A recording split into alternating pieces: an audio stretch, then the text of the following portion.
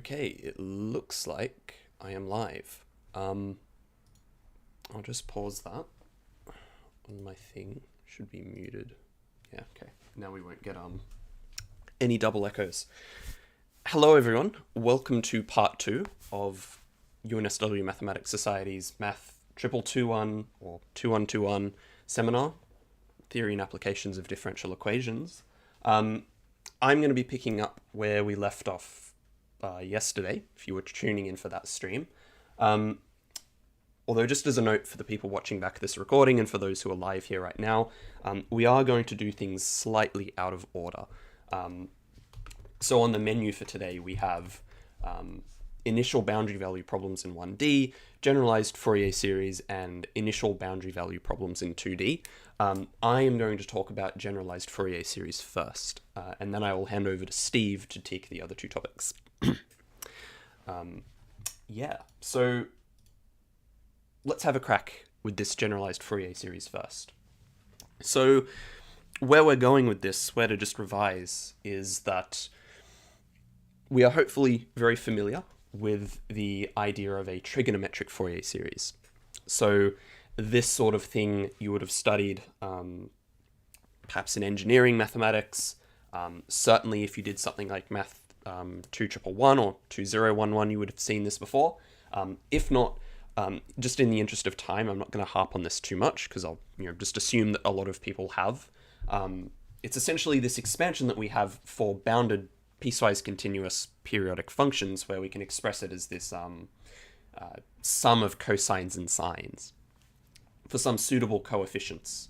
So we sort of define these piece by piece because what you've actually seen is probably the infinite series version of this, but just because when you've got infinite series you have to be a little bit careful with convergence, we do define here the nth real Fourier polynomial first.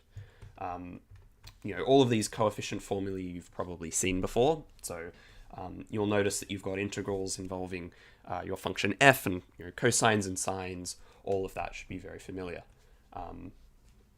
Couple rules when you're dealing with even and odd functions. It turns out you can cut out a lot of the work if you're dealing with one of these types of functions. So if you're in an even function, for example, all of your sine coefficients just disappear. So you get a Fourier cosine series.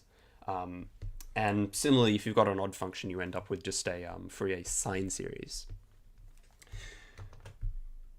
Again, I'm not going to go into this too much just because where we actually want to be going in this seminar is looking at generalized Fourier series. But if you're a little bit rusty, I'll leave this slide up for you to have a look at.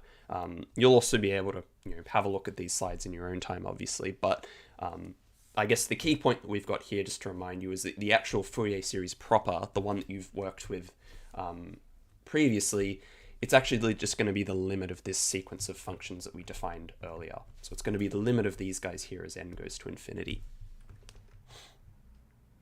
And we usually denote it by, capital S next to the function name. Again, jump discontinuities and stuff that you would have seen before if you've had a look at the trigonometric Fourier series stuff. Again, not terribly relevant to what we're going to be doing today, so I will be sort of hand-waving my way through this. But again, refer back to the slides if this is new to you. Once again, half-range expansions, this is all about the idea if we've got a function that's defined on some interval 0 to some number L, we can turn around and also expand it along the other sort of mirrored half. So we can go from negative L to 0, and we can do it in a very natural way using either odd or even extension. And you have the corresponding plots to match. So getting to something that's completely new now, where we're going, we do need a couple of notions first. So we want to deal with these Fourier series in great generality, and this is something that we'll need when we're looking at 2D eigenproblems, but one of the things that we're going to need to develop is this idea of, well, I guess first an inner product, but more than the inner products you may have seen before in other courses, we actually need this to be a weighted inner product. So what do we mean by a weighted inner product? If I take two functions f and g, on some open interval AB. And I've also got some weight function W, which is, again, just another function on this interval. So, for all intents and purposes, it's basically the same kind of function as f and g. With respect to the weight function, we use these brackets here with a W subscript to denote this weighted inner product. And in this case, it's going to look like the integral inner product that you may have seen before. If not, we define these things for functions. It's just the integral of the product of these two functions over the interval on which they're defined. The only addition here, the only thing which might be a little bit strange, is the fact that now we've got a weight function out the front.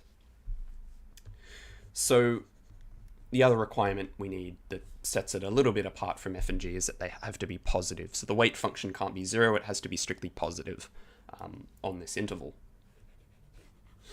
I guess worth noting here that the regular inner product that we usually get by just like forgetting that there's a wx, this is just going to be the inner product, weighted inner product with respect to just the constant function 1. So this is sort of a more generalized kind of inner product. I guess the kicker with these is we've got this idea of orthogonality. So if you remembered back to, when we were talking about vectors in first year, you would say that a pair of vectors is orthogonal if the dot product was 0. Well, in more general inner product space, when you're dealing with functions, we say that they're orthogonal functions if their integral, like this, ends up being 0. So if this integral here, when I evaluate it, all told it ends up being 0, then these two functions here are orthogonal, but obviously we're dealing with a weighted function w here. So they'll be orthogonal with respect to the weight function over this interval, if their weighted inner product is 0. So that was the case of orthogonality for two functions. You can actually generalize this to any number of functions, whether finite or infinite, that doesn't really matter. If I have a set of functions, I can say that they're orthogonal on some interval, AB, with respect to some weight function W, if for all non-equal pairs of functions, so if I'm not looking at the same function in the sequence, if I pick any two distinct functions, their weighted inner product should be 0. And again, you have to take a little bit of care here, because this is not necessarily saying that this set here has to be finite, could be infinite, in which case you've got an infinite number of pairs of functions that have to be orthogonal to one another. And it's a fact when you're dealing with these orthogonal sets that they're also going to be linearly independent, which should, I guess, give you some sort of vibes of like a basis. So just as an example, we have a question that I've picked out from a 2221 problem set question. We want to show that these sine functions here are orthogonal on the interval 0a with respect to just the constant weight function 1. So what is this result really trying to prove? This result is trying to prove that if I'm taking a Fourier sine series of a function, kind of the kind that we are... Ooh, it's a bit too far back. We're looking at here, this is sort of the function we're looking at.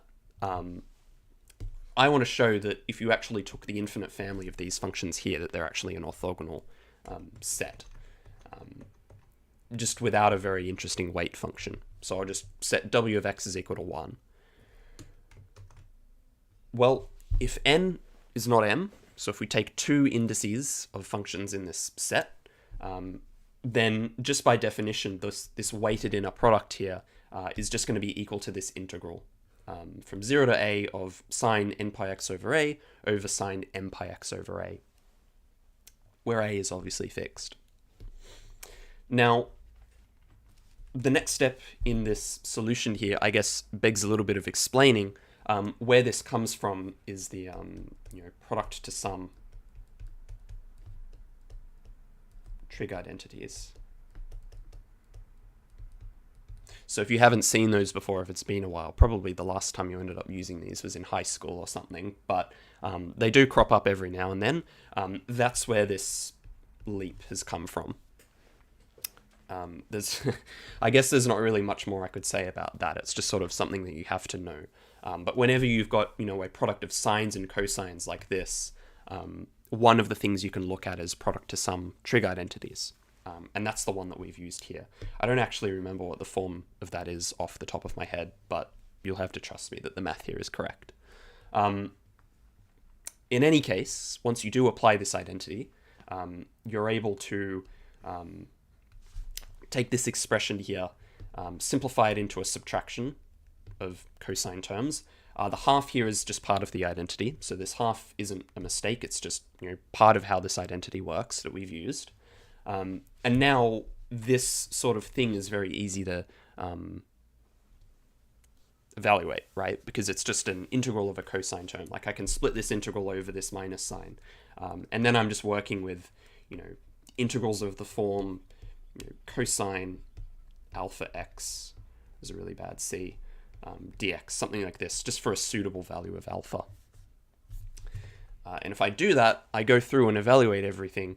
Again, just to, I guess, save space on the slides. I haven't written out all of the details, but if you do, integrate this, simplify, take everything into account, you'll find out that you actually do end up with 0. But again, you'll have to trust me on that. I'm going to try not to do all of this sort of algebra stuff that really, quite frankly, isn't what we're here for. So I just assume that we're all good with the algebraic steps. It's just that the concepts here are a little bit difficult. But once I've shown this, once I'm able to say that this inner product here is 0, then I can conclude that this set is orthogonal, because this here was true for any pair of distinct indices n and m. So in particular, all of these infinite functions here are going to be orthogonal to one another pairwise. So one thing we can do when we've got a weighted inner product is we can come up with a weighted norm. So if you've heard the word norm before, this is related to length. If you're working with vectors, the length of a vector is quite intuitive. Fair enough. It's just, it's literally the length. For functions, it's weird. Like the length of a function, what even is that? In any case, we're able to define such a thing. And it goes like this. It's just the square root of the inner product of the function with itself, which if you go and expand it, you'll end up as just this expression here. So it'll be the weight function times the function itself squared, the integral from a to b, and then you take the square root of all of that. Quick note about some notation. So the set of all suitable, for some definition of the word suitable, you don't really have to think about like the exact conditions on F that I've sort of wrapped up in this word suitable here. For the course, it's way beyond the scope. If you've got a function like this with finite weighted norm, so if you go and evaluate this integral, it doesn't just diverge, it's finite number. You can say that it's equal to 5, 10, whatever. The set of all of these functions is called the weighted L2 space, and we use this L2 ABW notation here. Again, you don't really have to worry about this little line here. So, given the orthogonal set that I had from before, so that was these guys here, let's have a look at what their norm is. So again, just using the equation that we had before, we're working with a constant weight function, so we can basically just forget that this exists here. So what we end up with is just, well, the function's squared, right? And then we take the integral of that over 0 to a, and just the square root of whatever we get after we do that. Again, here's just another little trig trick to go from here to here. This one should probably be a little bit more straightforward. This one is just the double angle formula. So if you've got cosine 2x, this is exactly equal to 1 minus 2 cosine squared of x. Maybe it's it's the other way around, isn't it? Yeah, like that. So that's all I've done here. That one should probably be an identity that we remember a lot better than the product to sum identities, because I could probably count on one hand how many times I've used those, but these double angle ones come in handy all over the place. But that's what I've done here. I've used that identity. And now, again, I'm just working with a cosine term here, so the integration is actually pretty easy. I get this as my antiderivative, and then I can just play the game of evaluating it at a and 0. This is going to end up, coming out to nothing really interesting for this sign bit here, because, when we plug in a here, we'll just get 2n pi, but sign's going to be 0 at integer multiples of pi, and obviously if we plug in 0, this whole thing goes to 0. So really all we're doing is subtracting, a minus 0, which is just a. So all in all, we end up getting the square root of a on 2. So that's our norm for all of these functions here with respect to the constant weight function.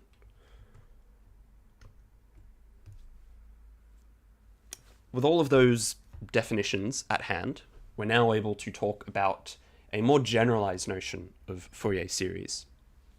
So now, rather than just working with sines and cosines, we're able to take any orthogonal set of functions over some interval with some weight function in mind, and we're able to find the Fourier series, the generalized Fourier series of some function f, which I'm now going to write as capital F, just to distinguish it from the SF that we had before.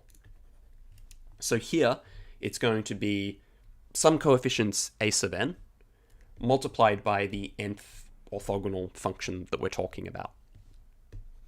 And this is obviously an infinite sum over all of those infinitely many functions you've got.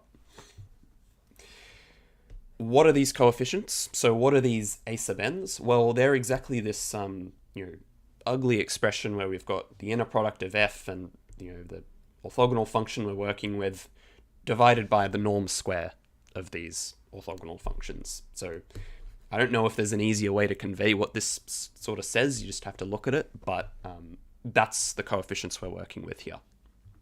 So this is sort of the equivalent of what we had before, where if you go all the way back to the start of the slides, you had these integral expressions here. This is really all we've got.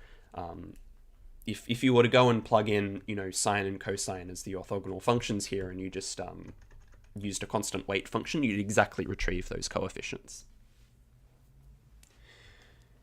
Yeah, so we call these a sub n's the nth Fourier coefficients of f with respect to this orthogonal set of functions. Quick note, just thought I'd include it here. I'm not quite sure if this has actually ever come up on an exam, but it's a fairly innocent result just to state. These coefficients that we have in the generalized Fourier series of f, they satisfy this inequality here called Bessel's inequality. So take the square of these coefficients multiplied by the norm square of your orthogonal functions, and you take this infinite sum.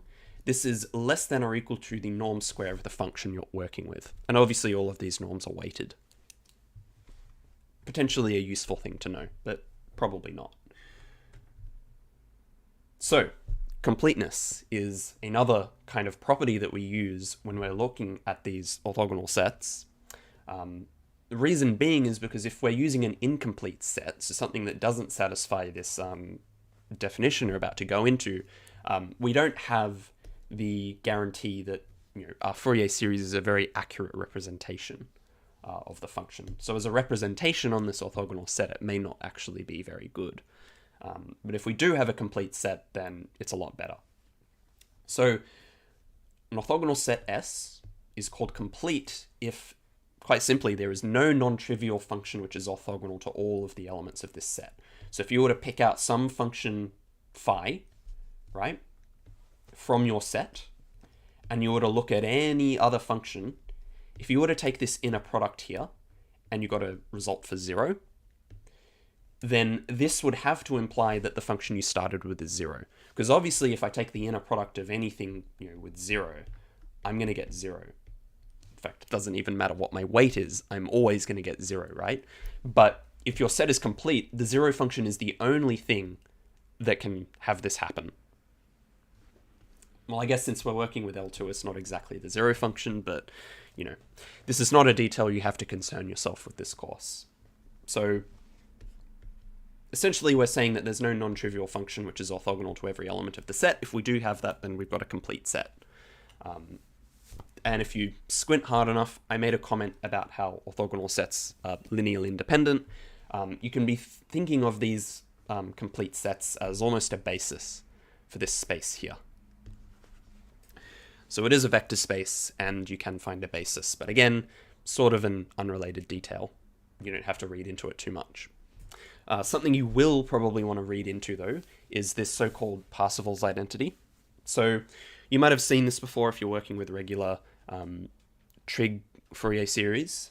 Turns out that there's actually the same thing for generalized Fourier series, and it has this form here. So if I'm working with a complete orthogonal set here, not just an orthogonal set, but it has to be complete. If I look at the kth Fourier coefficient of my function f, then the norm square of this function here is going to be exactly equal to this infinite sum of the coefficients squared multiplied by the norm square of my orthogonal complete functions. This is very, very similar to the Bessel's inequality that we were looking at before. Here, when we didn't have the promise of a complete orthogonal set, we could only have inequality. But if we do have equality here, this is actually, what we get as Parseval's identity. And for those of you in MATH2121, this sort of direction here was if you're complete, you've got Parseval's identity. The converse is also true. So, in other words, if Parseval's identity holds, then your set of functions here is complete. So in other words, this identity here is a sufficient characterization of completeness for these orthogonal sets. So an orthogonal set is complete if and only if the Fourier series satisfies this Parseval's identity. Just something to keep in mind. So we'll have a look at an example here. This one comes from the 2015 semester 2 exam for the 2221 students. We've got this function here, f of x equals 2x squared minus 1, on this interval -1 to 1, and it's split into a couple different steps. So first we want to sketch the graph of SF of x, so the Fourier series, on this interval here. I'm not particularly interested in this first bit of the question, just because it's it's by far and away the easiest bit of this.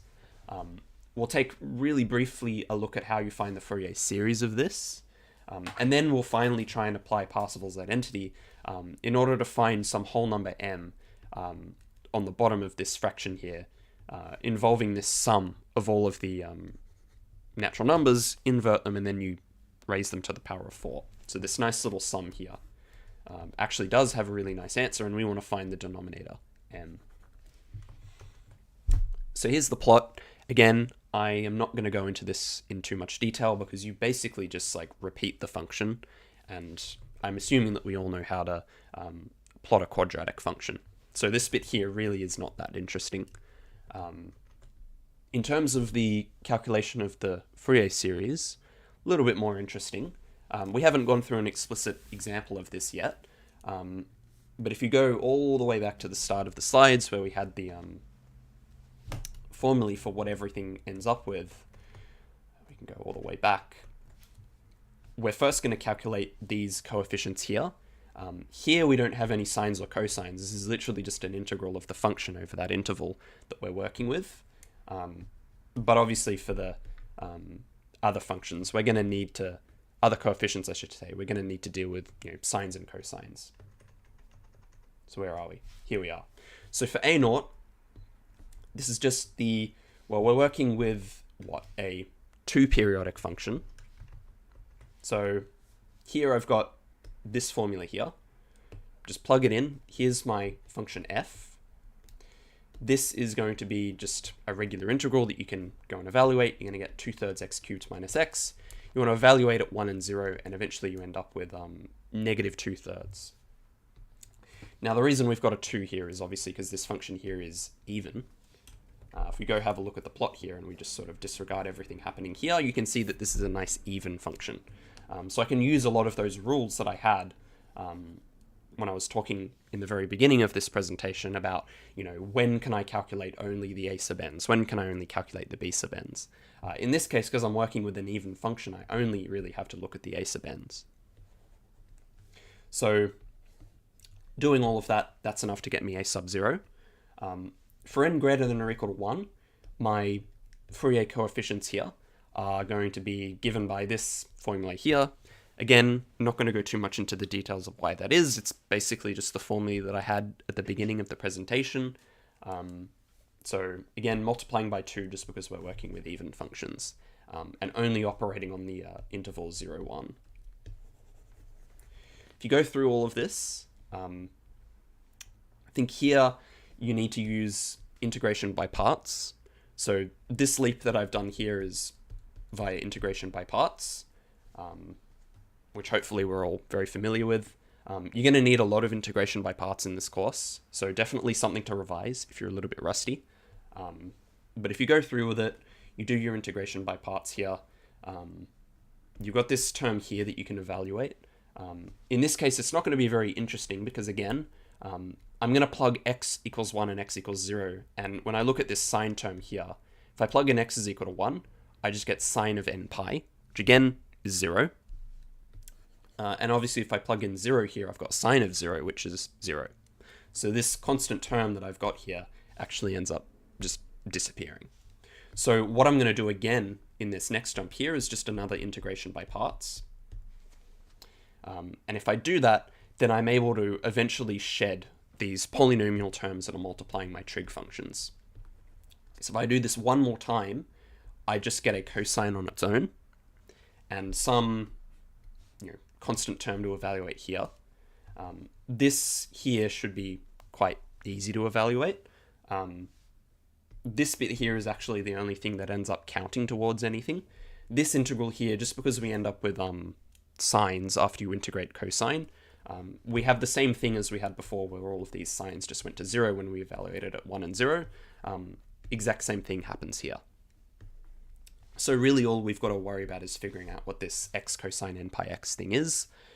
If I plug in x is equal to 1, I get cosine of n pi.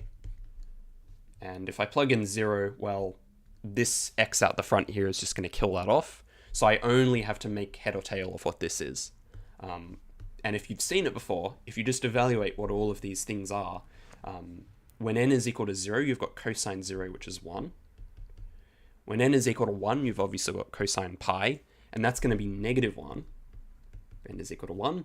Cosine of 2 pi, because cosine is a 2 pi periodic function, that's the same thing as cosine 0, so that's going to be 1 if n is equal to 2. And you can sort of see by now that if n here is even, it's going to be 1. And if n here is odd, it's going to be negative 1. So if you think about what other expression sort of has that behavior, you'll note that it's exactly if you take negative 1 and you raise it to the power of n. When n is even here, you'll have a, negative 1 times negative 1 times another pair of negative 1s. They all come out to be 1. And similarly, if you've got an odd number, well, yeah, you'll end up with negative 1. So that's where this step here comes from. That's why we've suddenly got a negative 1 to the n. So all told, this is what your coefficients end up looking like.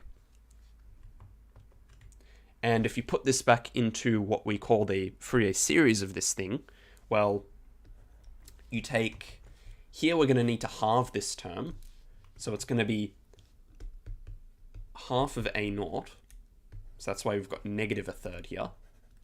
Plus, this is just the sum over, the ak cosine, should be k pi x.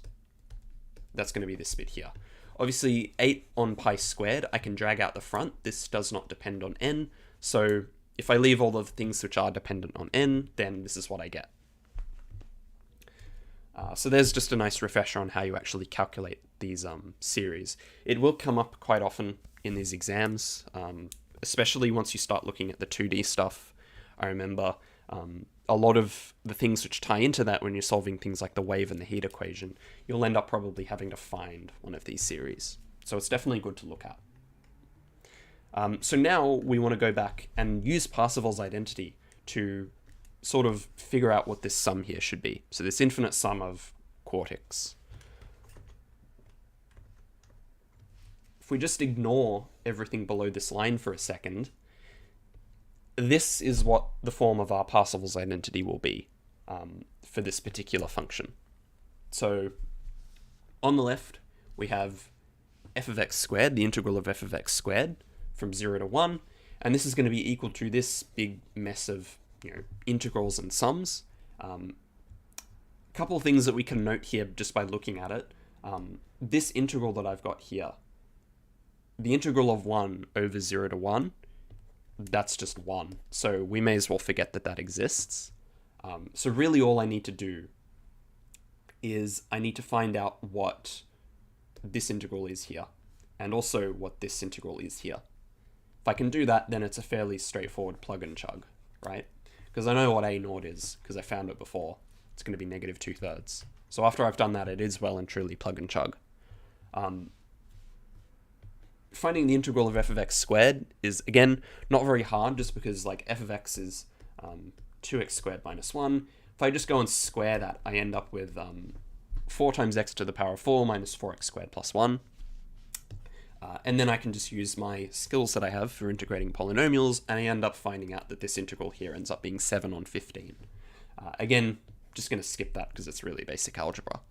And similarly, if I've got this cosine squared n pi of x thing, I can use my good friend, the double angle formulae, this time for cosine. I'll end up with something that looks like this. So here, I've taken the power out from the cosine and dragged it in to the actual cosine term, and now I'm not working with cosine squared. So now that I can work with this, I know what the antiderivative of this is. I can go through, calculate it all. In the end, you'll find out that you get a half. So this integral here, I guess, ends up just being 1 once you go through with it all. And I guess that shouldn't be too hard to believe, because again, when you integrate cosine, you get sines, and they'll just cancel off, and really all you're working with is the integral of 1. So now that we've got all the requisite pieces, let's have a look at, if we plug in everything, what does this Parseval's identity give us? Well, the integral of f of x squared here, that's going to be, well, we found that was 7 on 15. If we plug in a naught squared, that's going to be 2/3 squared on 4, because if we look here, we actually had a naught on 2 squared. So if we expand out the square, we divide by 4. And now all I'm doing is I'm just going to say, okay, well, this integral of cosine n pi x business here, that ended up being a half. So now I've got a half times my Fourier coefficients, which again is something that we found out in the previous part. This here is very, very ugly. It doesn't immediately jump out where that sum that we're trying to look for sort of comes from. But if we try and simplify things a bit, if I look just purely on this right-hand side for a second, since this is really the ugly bit, this negative 2/3 squared on 4 thing, that ends up just coming out to 1 on 9. If I square this thing here, I get, well, what do I get? I get 64 times negative 1 to the power of 2n over pi 4 n to the 4, right? And 64 over pi 4 n to the 4, that's pretty straightforward. What does this negative 1 to the 2n thing come out to? Well, I've taken something like this and raised it to the power of n again, so that's just my index laws. Here, if I've got any even number or odd number that I plug into n, I'm essentially just going to get something squared, right? Yeah, what I really meant to write there was, I guess, this. I've always got something squared, and I know that this negative 1 to the n thing can only ever be negative 1 or 1, so once I square it, I actually just end up with 1. So, once I square this term here, I end up with just 1. So really all I've got is 64 over pi to the 4 n to the 4. And then if I take into account this half here, that's how I get 32. So all told, this mess here becomes 32 over pi to the 4 n to the 4. I think this here should be a plus. Sorry, transcription error. But If I clean up this sort of problematic bit, I get this. And now, if I was to go and say, all right, well, I know this is equal to 7 on 15, I can just say that this sum here is going to be, well, 7 on 15, take this term over to the other side, minus a ninth. I've now got just that n equals 1 to infinity, 32 over pi of 4 times 1 on n4. This is going to be equal to 7 on 15 minus 1 over 9. If I only want to get the sum of 1 over n4, I can just multiply by the reciprocal of this, right? So I can multiply on each side by pi to the 4 on 32 over here. And then I'm just left with the infinite sum that I'm looking for, because this thing here is actually just equal to the sum of, from n equals 1 to infinity of 1 over n to the 4. And if I go and simplify this bit here, this ends up being 1 over 90. Again, something you just plug into your calculator and go. And you end up seeing that you've actually got pi to the 4 on 90 as your final answer. So going back and looking at what we were trying to find in the question, we're looking for a whole number m, such that this sum here is equal to pi on 4 over 90 over m. Well, m here has to be 90, right? That's all we're saying. M here has to be 90. And that's the end of the question. So that's enough generalized Fourier series.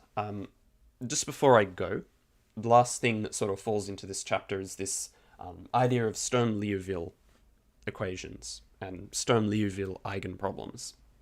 So these are going to be differential equations of the form some function p of x times u dash, the derivative of this, plus a very particular term that I've got here, lambda, some scalar, r of x, so this product here, subtracting some other function q of x, multiplied by some function u. And in case it's not clear, u is the function that we're trying to solve for here. So this p, q, and r stuff is just other functions. If I have this exact form over some interval, where p, q, and r are all real-valued functions, and p and r in particular are positive, then this thing here is called a Sturm-Leoville equation. And in all that follows, when we're going through examples on the slides, we're going to just take for granted that p, q, and r satisfy all of these conditions. So they're all real valued and p and r are positive over the whole interval. So if I give a name to this linear differential operator that I've got here, so negative of blah, blah, blah, I don't need to spell it out. This here is going to be a self-adjoint operator. So I'll defer what self-adjoint operators and all of that are until Steve starts talking. Then the general Sturm-Leoville equation here that I had before, note the only thing that's really missing from this so far is this lambda rx business. I can write this Sturm-Leoville equation as just this linear operator equation, Lu equals lambda Ru. And if I use this form, I can actually define a few terms. So this thing here sort of looks like a eigenvalue eigenfunction thing. That's exactly what we're going to say here. So if I have this Sturm-Leoville equation in this form, then a non-trivial solution phi to this equation, so any function such that L phi is equal to lambda r phi, is said to be an eigenfunction of L. So eigenfunction here is really, just because we're working with functions, like, it doesn't really make sense to call it an eigenvector. So here we'll just replace the word vector with function, so eigenfunction, of L with eigenvalue lambda. That much is, reasonably carried over from the regular eigenvalue eigenvector theory that we've got. And we refer to these pairs of things here as just eigenpairs. So the combination of your eigenfunction with its corresponding eigenvalue, we call these eigenpairs. So just as an example, if we take a problem that you would have looked at, or a type of equation that you would have looked at in last part of the seminar yesterday. We've got Legendre equation here, which hopefully you're all quite familiar with at this point. Can we write this as a Sturm-Leoville equation and identify what its eigenvalues are? And then over what domain is this equation even a Sturm-Leoville equation? So if we go look at the conditions that we've got here, we need here that our function p and r, whatever they happen to be for our Legendre equation, they have to be positive, right? So we want to find what a and b are. Or I guess what interval would this be true? If you have a look at this bit here, then I can kind of bring this into some reverse product rule kind of thing, because you know how if I've got, let me choose better function names, yeah. If I've got the product differentiation of AB, this is going to be a dash b plus ab dash, right? If I look here, I notice that this bit here and this bit here, if I call this, let's say, p, because this is what's going to end up being the p function from the definition of Sturm-Leoville equations, this here is actually p dash, right? If I differentiate 1 minus x squared, I get negative 2x. And obviously, if I take u dash here, u double dash is, well, it's u dash dash, right?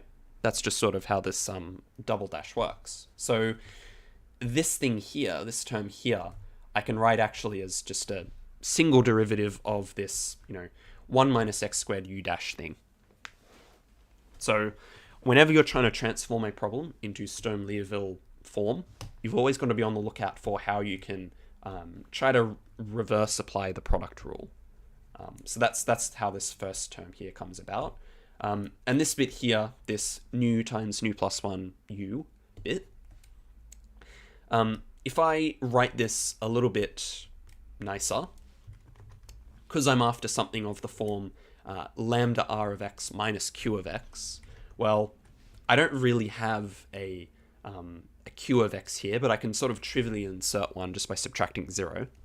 If I do something like this, then it looks as if I have something in Sturm-Leoville form. What are my components? Well, I've got p of x here as 1 minus x squared, as promised. Q of x here, like I said, we can sort of trivially insert a q of x here and just say that it's 0. R of x here is actually going to be 1. Now, why is that the case? It's because here, really I'm going to treat my nu times nu plus 1 thing as my lambda. And this is, well, it's multiplied by 1. So all I'm saying is that my function r is actually just the constant function 1, right? So if I do that, then I'm able to say that lambda equals nu times nu plus 1. This here is our eigenvalue. Now, for the last part, we need obviously that p of x and r of x are greater than 0 on our domain. If I have a look, well, r of x is always going to be greater than 0, so that's not a blocker. The problem here is this p of x bit. When is this going to be positive? Well, if you think about it, we plot what this looks like. This is going to be something that looks a bit like this, right? So here's 1, here's 1, here's negative 1. That's how I plot my quadratic. Here it's going to be positive. So when it's between negative 1 and 1, so when it's between negative 1 and 1, this thing here is going to be positive. So that means that this equation is Sturm-Leoville on the domain negative 1 to 1. Yeah, so that's how I can write Legendre's equation as a Sturm-Leoville equation. So on their own, these equations are not very interesting. They become interesting when we look at problems where we've got some boundary conditions as well. So a so-called regular Sturm-Leoville eigenproblem is of the form, well, Lu equals lambda Ru for some obviously simply defined L differential operator that we looked at before. If I've got this equation on the interval AB, plus the boundary conditions, oops, my eraser button's not working. If I've got these two equations here specified by some boundary operators B1 and B2, which is really, it's just some linear differential equation in u dash and u, if these are 0 at the endpoints of this interval respectively, and these numbers here, these very, very complex, weird conditions hold for all of these coefficients. So if the sum of the b sub 1, 0, b 1, 1s, if the absolute value sum of those is non-zero, and similarly for these ones here, and your functions p are never going to be 0 at the endpoints, then we call this a regular Sturm-Leoville eigenproblem. Again, the details of this gets very, very murky, so I guess don't read into it too hard. So just in the interest of time, I am going to broadly skip over this. I'll talk about it a little bit, but I won't go into much detail like I did with the previous example. I've got here a Sturm-Leoville problem, u double dash plus lambda u is equal to 0, where u of 0 and u of 1 are both 0. I want to find what the eigenpairs are. So this eigenproblem is regular, because my differential operator for my boundaries is not very interesting. It's just, it's nothing.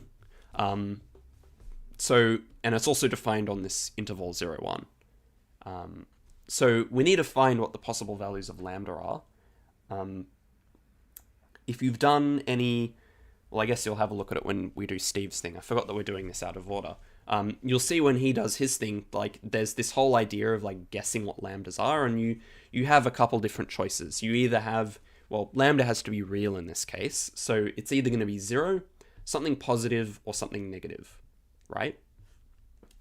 If it's 0, then all I've got is the differential equation u double dash is equal to 0. So if you integrate that twice, you end up just finding out that u has to be a linear function. And now if you go and evaluate at these boundary conditions, you actually find that a and b are also just going to end up being 0. So in this case, if lambda is equal to 0, I only have the trivial solution, right? And I'm not really interested in those. I don't care about trivial solutions. If I'm working with something positive, then just to simplify the math, just because like if I write it as lambda equal to k squared for some number k, I can write any positive number in this form. So, in particular, I can always just take the square root and square it, right? That's always going to work. So I'm just going to write it in this form because, like, you see here that, if you go through with all of that, you'll end up seeing, very, very similar to how you would have seen in first year. You've got, like, k squared u. This is a second order ODE, so you can use the characteristic polynomial, all of that, to find out what the solution to this will be. You'll end up finding that you should actually just get u is equal to a cosine kx plus b sine kx. This is exactly why I said lambda is equal to k squared, because otherwise if I had just said that lambda is equal to k, I would have cosine of square root kx, and that's not very nice. So this is here as a common trick that you'll often see, and we would encourage you to follow through with this in your exam, because if you've got square roots flying all over the place, it can get really easy to make a mistake. And if you follow through with this, if you then go and try and find what a and b are by evaluating at these endpoints, you'll see that, well, a is 0, but that b here, it won't be 0. And you'll have u is equal to b sine n pi x as our one and only solution, right? And what this means, because we've got n pi x here, we've set that k is equal to n pi. So our eigenvalues here are going to be lambda is equal to n squared pi squared. So in this case, we get non-trivial solutions, and these are the eigenpairs that we get. So this is our eigenfunction, this is our eigenpair. And if you go through with it for the negative case, you can do the same trick where you write it as just negative of the square of some number. If you solve this, you'll end up with this hyperbolic cosine sine thing. This time, if you go and have a look at what the boundary conditions tell you, you actually find out that you get the trivial solution again. So that'll be the same as this bit here. So all of our eigenpairs, all told, are just going to be the ones that arose from the second case here. So you'll have sine n pi x, n squared pi squared.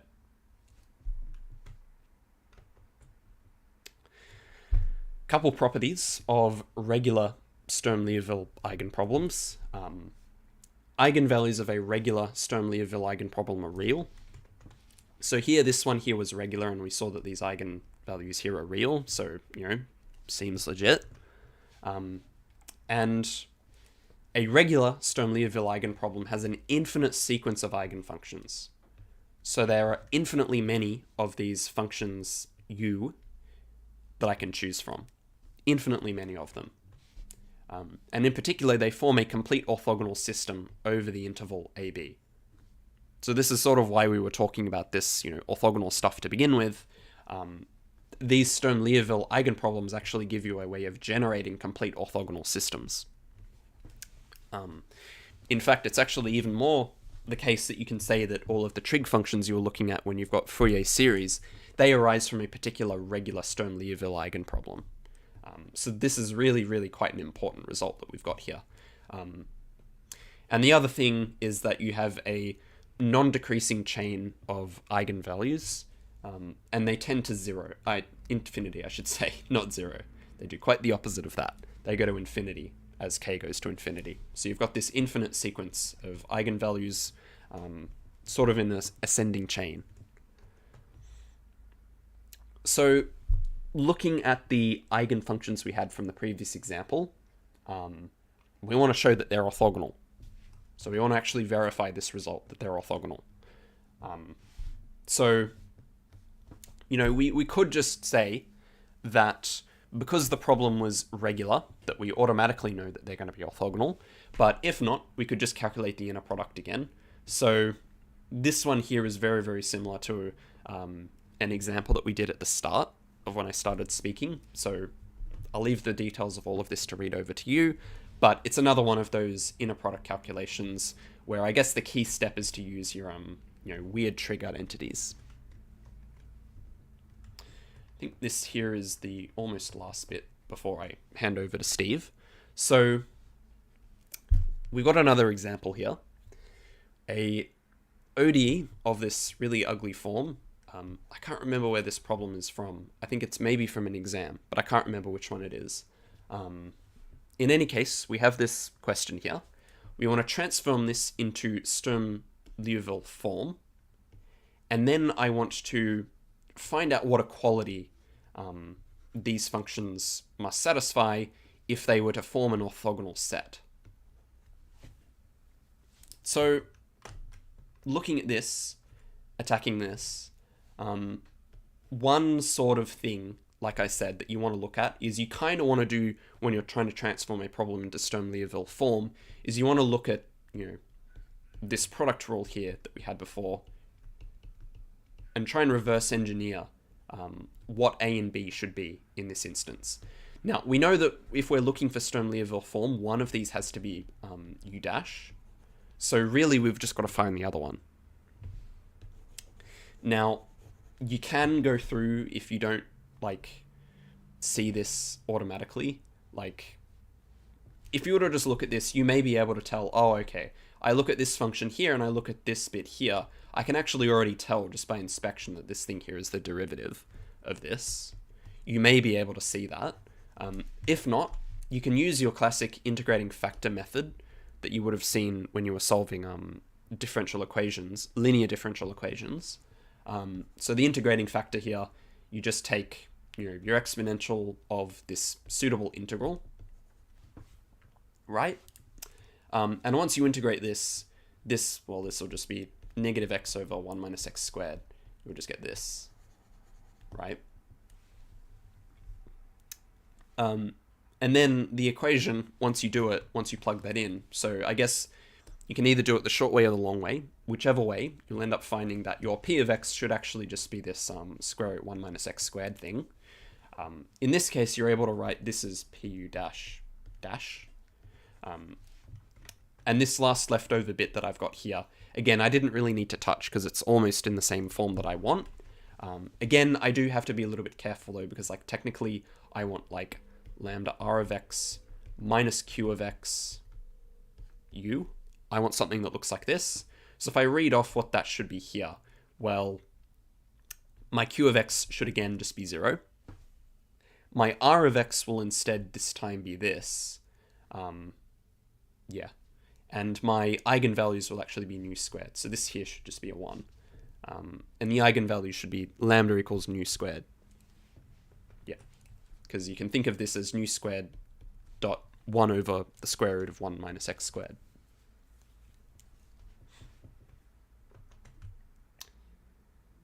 Now, how do we actually attack this problem B? How do we attack this second part here? Well, you go have a look at the conditions that we had for regular Sturm-Leoville eigenproblems. They actually give us a whole suite of things that are true, right? In particular, it's going to be these bits here that I'm interested in. So if we go have a look through, see what we get. My eigenfunctions, so my eigenfunctions phi, they have to satisfy, obviously they need to satisfy the boundary condition stuff. So they have to be following these boundary conditions. For some constants, you know, b sub 1, 0, b sub 1, 1, blah, blah, blah. And I also need that these sums here, so that the absolute sum of all of these guys taken pairwise is going to be 0. So, you know, sort of anticlimactic. I was basically just reading off the regular Sturm-Leoville eigenproblem conditions, but that's how we attack that problem. So we really didn't have much else to fall back on but those equations. Like, there's no result that we had that was like, you know, when are these eigenfunctions going to be orthogonal other than those? So really the best we can say is, well, if this problem that we've found is Sturm-Leoville, if it ends up being regular Sturm-Leoville, then I know that I'm going to have a complete orthogonal set. So my eigenfunctions will then be a complete orthogonal set. Last thing I really just want to quickly touch on, this is to do with a special kind of Sturm-Leoville eigenproblem. This one comes from the Bessel equation.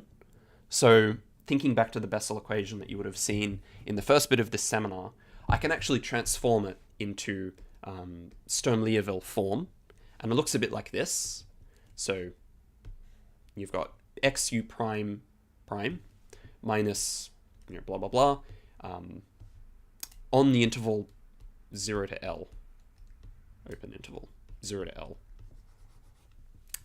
So if I have this Bessel equation and I've transformed it into Sturm-Leoville form, one problem that you'll actually end up with is that on its own this is not enough to be regular. So when you consider the associated Sturm-Leoville eigenproblem, on its own, without these conditions that we've got here, this is not actually a regular problem.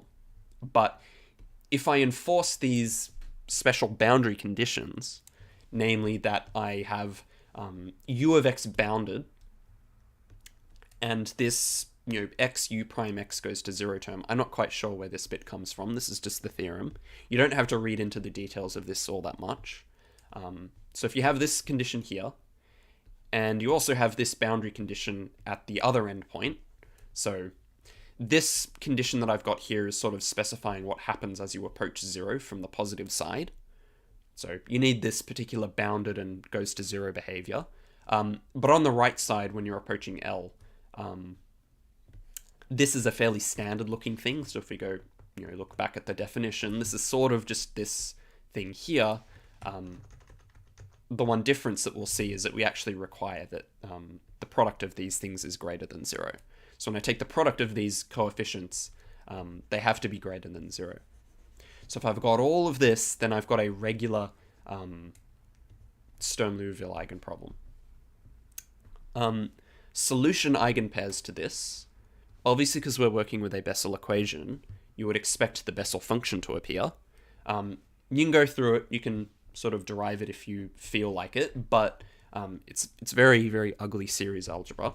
You'll end up finding that the eigenpairs are going to be the Bessel function of the first kind with parameter nu. You're going to have argument k sub jx, and you're going to have eigenvalue k sub j squared. Now, what are these k sub j's things? They are going to be the jth positive solution to this weird and wacky equation that you've got here. So these will be solutions to this equation that you've got here. Again, can't really tell you where that comes from. This is just the result. Like, this result is probably not all that helpful if you're just not trying to get 100 in the course, I guess. But if you are, maybe these little details are something to pay attention to. But if not, you can sort of just take it at face value. The last comment here, I guess, is that if C0 equals nu and they're both 0, then the constant function 1 with the eigenvalue 0 is actually an additional eigenpair. And in this case, we actually have the orthogonality relation for these Bessel eigenfunctions, where you take the product of these multiplied by x. This will actually be equal to 0 for any distinct pair I not equal to j. So any pair of these eigenfunctions you pull out, you take this integral here, it'll be 0. So just to cap off before I hand over, we'll have a look at finding all of the eigenpairs of this here Bessel equation, where we're given that u is bounded at 0. So this bounded at 0 bit is because if we look at my thing, you know, that's kind of what we needed, right? I needed u bounded. Well, if I look at the equation that I need, if I go back here, this is the equation that I need. If I go have a look at my boundary condition that I've got, well, you know, what are we looking at? We've got C1 u dash plus C0 u is equal to 0. In this case, I've got C1 equal 1, but C0 is just 0 because I don't have a u of 1 appearing in this boundary condition. So I can just sort of ignore it. In that case, I have, if I go look at my equation, this bit here, negligible. I'm only looking at the things that had the C1 in it. I know here that my parameter nu, if I go have a look at my equation, I have, well, this here would be my negative nu squared, right? But I've got negative 1, because that tells me that nu is 1. That's going to be the equation I'm working with. So I'm interested in looking at the positive solutions to this equation here. If I've got those, then my eigenpairs are actually just going to be exactly this. So they're going to be the Bessel function of the first kind with parameter 1 of this k sub jx business, and my eigenvalues are just going to be this, you know, positive solution but just squared. So these ones here where you have to find the eigenpairs of Bessel, Stone, Leoville eigenproblems, they're not that complicated. Like it's really just like figuring out what the numbers are. But once you do, you'll have it all worked out. So that's the end of my part here. I'm now about to hand over to Steve. He'll talk about boundary value problems and initial value problems in 1D and 2D. So hope you have a good seminar, and I'll pass over now.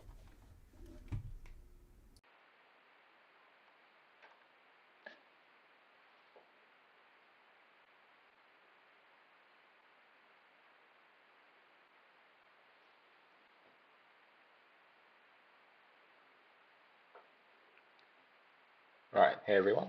My name is Steve. I'll be taking the rest of the 2221 seminar. Let me just check if my own voice is working.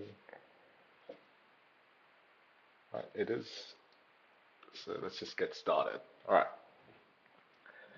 Okay, so first thing I'm going to cover is initial boundary value problems in one dimension. So this is mostly 2221 stuff, not much of 2121. Although we'll start off with just a bit of recap from before. I think James already went through on this kind of thing. But so, yeah, just to recap, the inner product and norm, that kind of allows us to, well, we define that on functions, and we say, well, it's kind of like a dot product for functions. And pretty sure James also mentioned this, but we say two functions f and g are orthogonal if their inner product is 0. Actually, I'll probably not get through this because this is mostly for like the chapter 4 here in the slides. So yeah, you know what a norm is, just square root the dot. Okay, so I'll just skip this example as well because I believe this is just like integration. You've seen lots of that from James's part, so let's move on. Okay, and I'll also move on from this, it's not useful here. Okay, so I'll get right into the bulk of this chapter. So linear second order 2-point boundary value problem. It's a problem that kind of looks like this. This is an example because the general form of these kind of problems are kind of complicated. So we have this linear second order equation. We have that defined on some interval, and we have some boundary conditions on like the ends of that interval. So that's really all what these kind of problems are. More generally, we can have this equation expressed in this form here, where A2, A1, A0, they can be anything, just like trying to represent any general equation. We have some interval from A to B, and we have those boundary conditions here, but we call them boundary operators, B1 and B2, and they're just like, more general versions of these kinds of conditions here. We have a coefficient of u dash on one side of the interval, as well as just a coefficient for just u. Same thing for the other side of the interval, and they're going to be equal to some constants alpha 1, alpha 2. So basically, these two are just the boundary conditions or boundary operators, and this is the equation we want to solve on the given interval here. Okay. So there's a theorem about these kind of problems. If they're homogeneous problem, so to be clear, the homogeneous problem is where this f is 0, and both of the boundary operators they're evaluated to 0. So if that homogeneous problem has only the trivial solution, so if the 0 function is the only solution to the homogeneous problem, then no matter what we choose for f, alpha 1 or alpha 2, so like no matter what we choose, what kind of problem we have, so f, alpha 1, alpha 2, that always has a unique solution. Yeah, so let's just do some example that makes use of this theorem.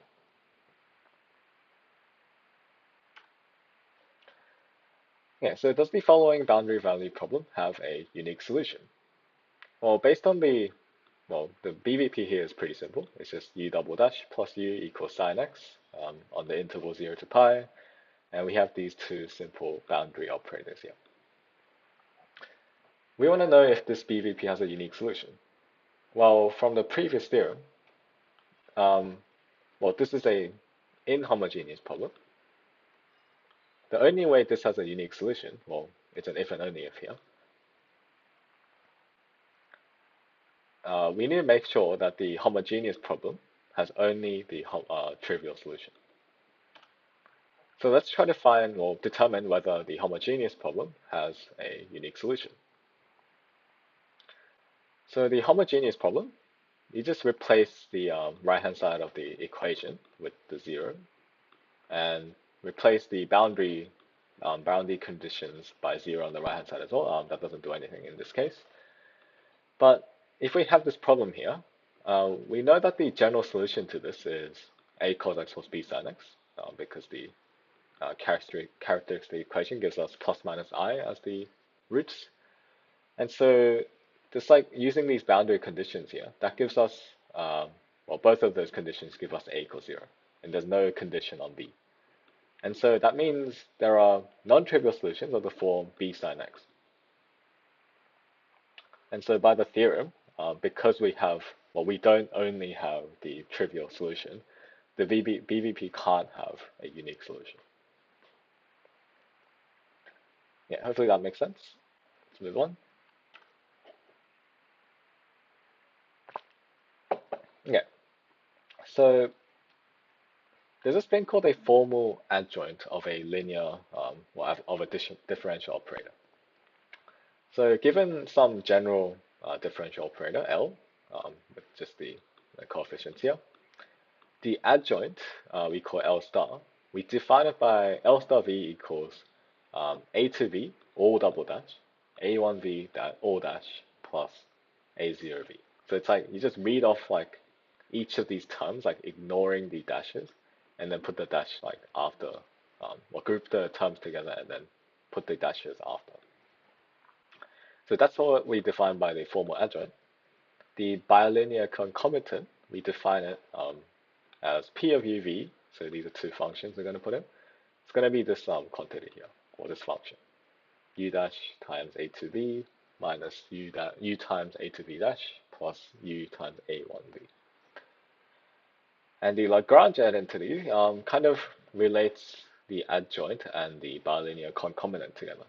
So it says that for this differential operator, if we take the inner product of LU and V, that's equal to the inner product of U and the adjoint L star of V, plus the bilinear concomitant evaluated at A and B and taking away, or finding the difference.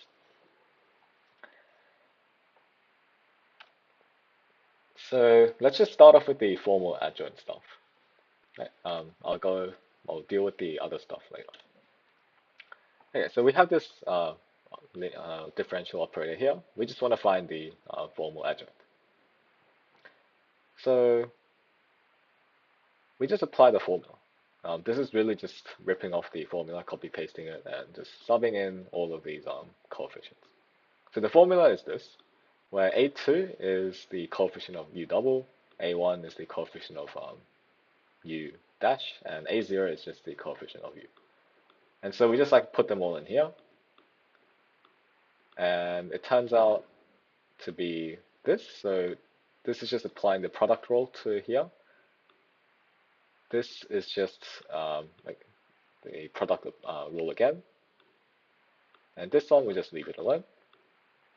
And the only thing we have to do after that is just applying the product rule to this again, and we get this, and just everything else stays the same. And we just group the terms together by the V double dashes, V dashes, and V's, and we get this. So this is the formal adjoint of L. Okay, so that's just applying some formulas. Okay, so we talked about adjoints. Well, sometimes for particular differential operators, it turns out that the adjoint or formal adjoint is the same. Like it doesn't do anything. And we say that to be formally self-adjoint. We say L is formally self-adjoint if L equals its adjoint. And so there's a theorem here, a very useful one. A second order linear differential operator, L, it's actually formally self-adjoint if and only if it can be written in this form here. So like this is like, if you can get it into this form, then that means you have a formally self-adjoint operator. Okay, and P and Q, they're just some functions. You just need to get it in this form. Okay, and the cool thing is you can actually transform any linear operator, or any ODE in this form, into formally self-adjoint form by making the coefficient of U double dash be 1, so like dividing through by A2, and then multiplying by this integrating factor. And if you do that, out comes this form. So let's try it on this. Let's try writing this linear operator in formally self-adjoint form. Okay, let me share my iPad. Okay, so let's write it down. Give me a second. So LU is x squared U double plus XU dash minus 2U equals F. Okay, so we want this in formally self-adjoint form. Well, we just use the method on the slides that I just showed. First step, make coefficient of U double be 1 by dividing through by x squared. Okay, so what does that do? Well, that gives us U double dash plus 1 on x u dash minus 2 on x squared u equals f on x squared. This part, just don't worry about the right hand side, but we're not going to do much with that. The second step, we want to multiply by the integrating factor, which is exponential of the integral of a1 on a2 dx. And here, remember a1 is this, the coefficient of u dash, and a2 is the coefficient of u double dash. And so this is, if you just evaluate this, that would be exponential of the integral of x on x squared dx, which is exponential of the integral of 1 on x dx, which is ln x. And we don't care about the constant here, just ignore for finding the integrating factor, which is just x. Exponential of ln x, that's just x. And so we just multiply this equation we got before by this integrating factor, x, and we get x u double dash plus u dash plus minus 2 on x u equals f on x. Here we don't quite have the self-adjoint form that we saw in the previous slide. We have to get it in this form, but we can kind of force that to happen. We can group this together into xu all dash. That'll be just actually xu dash all dash, and then just leave the rest alone. And now we kind of have the form. We just need to get the negative signs. So one way of doing that would be, I guess, negative of negative x u dash dash minus 2 on x u equals fx. And that way, this is in formally self-adjoint form. Was it minus pu dash dash plus qu, where p would be minus x, q would be minus 2 on x, and well, we have this right hand side here. Yeah, the right hand side didn't really matter for this question. So yeah, there you have it. This is just, that's the self-adjoint form. Okay. Right, yeah, this is another way of doing it. You can just like flip the signs for each of these terms instead, and you'll get a different self-adjoint form. That's perfectly fine. Okay, so here's some identity about these kind of self-adjoint operators. So if we have a self-adjoint operator in this form, then it always satisfies this this identity. So if you take away the inner products, like LUV minus ULV, that's equal to this little sum here. It'll be like B1U R1V minus R1U B1V plus the same thing with the I is equal to 2. And it turns out that this thing here would equal this, where the B1 and B2, they're kind of like the boundary operators, and R1 and R2, they're just like defined for convenience later. It'll be useful for the next thing I'll be talking about. So the more useful thing where that applies is this thing called the Fredholm alternative. So it says that, okay, to start off with, we have some linear 2-point boundary value problem. Just the equation. We have the boundary operators here at each end of the interval we're dealing with. So the first part here, this is really just a repeat of what we saw in like the first theorem that I covered. So if the homogeneous system has only the trivial solution, then the inhomogeneous system has a unique solution for every choice of f, alpha 1, alpha 2. It's just a repeat of that. But Fredholm alternative also gives us another case, well, an alternative case. So the alternative case is when we don't only have the trivial solution. In other words, like we do have non-trivial solution. And in that case, this theorem says that the inhomogeneous system has a solution if and only if this holds, this equality holds, for every solution V to the homogeneous system. So remember, in this case, we have a bunch of non-trivial solutions to the homogeneous system. So like if we assume V is any of the solutions, and we see that this is true for all such solutions, then that's saying this system here always has a solution. Not necessarily unique. It doesn't say anything about uniqueness, unlike the first case. Okay, so let's try this on an example. And okay, forgot to mention these R1s and R2s, they pop up here. They're just referring to the R1s and R2s over here.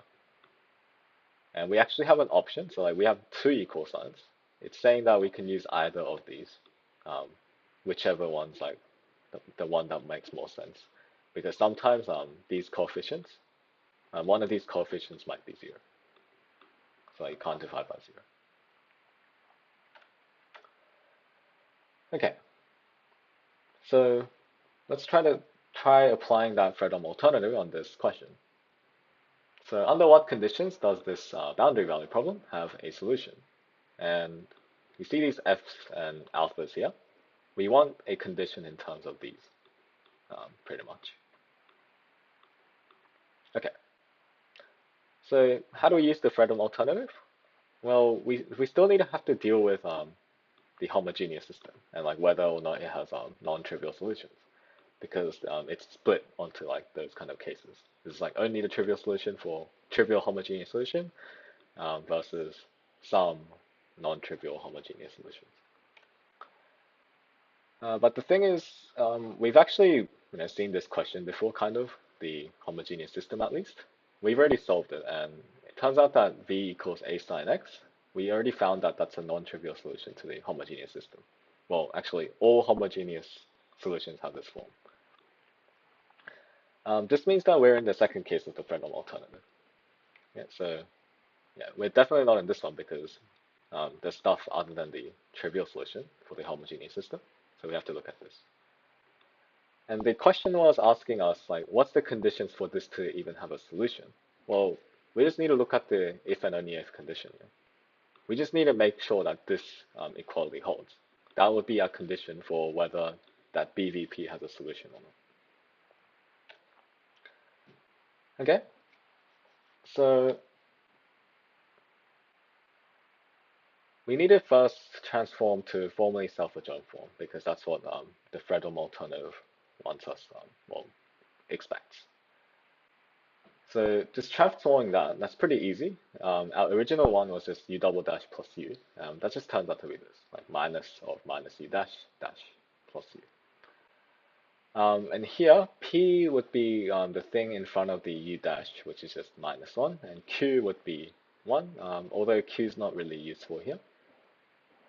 We just plug that into whatever formula we had for R1V and R2V, and this time we use the B10 version because the boundary conditions here, the B11 and B21, they're supposed to be the coefficients of like u dash of 0 and u dash pi, but there's 0 here, and we don't want to be dividing by 0. Okay, and yeah, we just apply it here.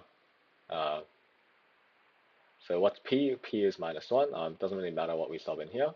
V, remember that we're assuming V is any homogeneous solution which has the form A sine X, so its derivative is A cos. And A here would just be the start of our interval. We're talking about the interval 0 to pi. So we just do it. Just sub stuff in, and we get A for R1V and also A for R2V. Just start plugging in the formula. Okay, so we just apply the Fredholm alternative. The condition we need was that this equality holds. And this is just another way of saying the inner product f of v equals the integral.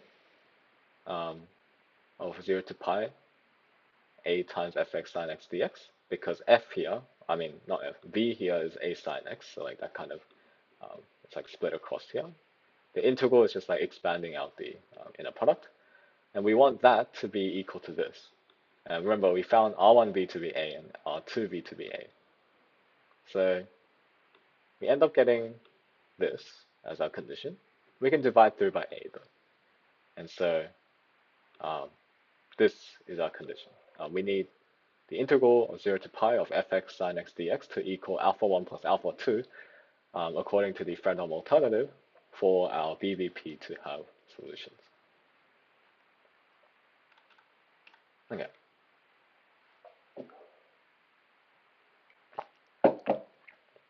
So that's actually it for one-dimensional boundary value problems we just saw. I'll move on to same kind of problems, but adding an extra dimension. Problems in 2D. Let me just jump there. Okay, so initial boundary value problems in 2D. The main technique that we use for solving these kind of things, solving these kind of problems with two or more variables, we kind of hypothesize that the solution, say like ux of t, uxt, we assume it's like a product of two functions. One function only in terms of u, only in terms of x, and the other one in terms of t. And this usually results in more than one solution, which can be superimposed to find the general solution. And I'll expand on that soon. So yeah, here's what I was kind of talking about. We're trying to solve these kind of equations involving like two variables and like partial derivatives. We assume, like the idea is to hypothesize that this function that we're dealing with, it's going to be having this form. So like a function and only in terms of x, and another function in only t, and multiplied together. And this actually results in two ODEs, as you can see here. So we want to, if we assume this, then the Laplacian here, it just becomes x double dash t plus x t double, because like when we're taking derivatives with respect to x, we don't care about the t here. This is like all of this function is treated as a constant. And similarly, the other way for this second derivative. And we get this. We get this equals to 0. And if we rearrange, I'll tell you why. If we rearrange so that all the x's are on the left and all the t's are on the right, then we see that these two actually need to equal to a constant.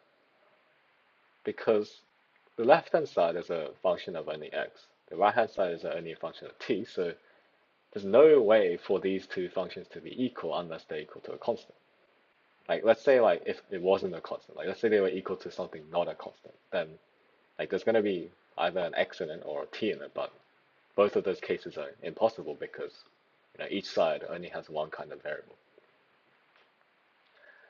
And so we kind of set both of these equal to something called the separation constant, say lambda.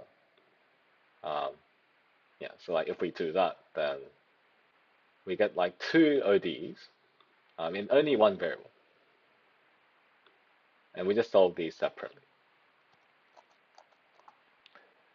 So that's the main idea. The full process, full general method of solving these initial boundary problems is this. So I just covered the first step here. Just like separate u into a product of two functions. The second step, usually we'll have some boundary conditions to deal with, and that gives us conditions on x and t because of our assumption here. It kind of translates into that. That usually results in like more concrete values of lambda. And after that, we either solve the resulting ODEs for like x and t separately, and based on different cases of the separation constant. Lambda less than 0, lambda equals 0, lambda greater than 0 usually. or we just solve the resulting ODEs by previous methods. The last step, superimposing, all this means is that since the ODEs that we're going to be that are going to be obtained from this separation, they're going to be homogeneous. So we can like add up any solutions to these to get um, another solution. And we're just like so therefore we just add them all up, take an infinite sum of like all of those solutions to find the general solution. I'm going to do an example of this just to make things clearer. So yeah, let's try to solve this IBP. We have, well, this is really just a heat equation. Let me just write it down on my iPad. So du dt equals d2u dx squared for on 0 x1 t greater than 0 and u0 t equals u1 t equals 0 and ux0 equals f of x. And f is just some piecewise continuous function. Our goal is to find u. Okay, first thing, separation of variables. And what does that mean? Well, it's just assume u of xt is just made up of a product of two functions in this form. Okay? Well, if we do that, what does this imply? The original equation? Well, we want, well, let me be more, I'm just going to write this in short as like u equals xt pretty much. Okay, so if we do this, the partial derivative of this thing with respect to t, well, we just ignore the x of x because there's no t's in it. We just treat everything in there as a constant. And so this equation becomes xt dash equals x double dash t. The right hand side is just taking the second derivative with respect to x. But again, t, the function big T doesn't have any x's in it, so we just treat it as a constant there. Okay, we then want to push all the x's onto one side and all the t onto the other side. If we do that, we get something like this. We can do t dash on t equals x double dash on x. And as I said before, for these two functions to be equal, we need them to be equal to some constant, say. I'm going to say, to be more consistent with the slides, I'll go with minus lambda. Okay. For some lambda. Okay, this minus is just there to like make both equations like x double dash plus something, or like t dash plus something instead of minus. Okay, so we get two equations by just like multiplying by x or multiplying by t. We get t dash plus lambda t equals 0 and x double dash plus lambda x equals 0. Okay. We also should care about the boundary conditions that we have. I'm just going to deal with the first one. That will be the only one we need for this, well, at this stage of the question. Well, what does that imply? Well, u0t equals u1t equals 0. That would imply, well, u0t is just x0tt equals x1tt equals 0. But the thing is, we can divide through by tt because we kind of assume that we don't want any boring trivial solutions for t. Like, we don't want to assume Yeah, we want to assume that because that's the reason why we deal with these problems. And so just divide through by t of t, we get x of 0 equals x of 1 equals 0. That gives us a condition for the x equations.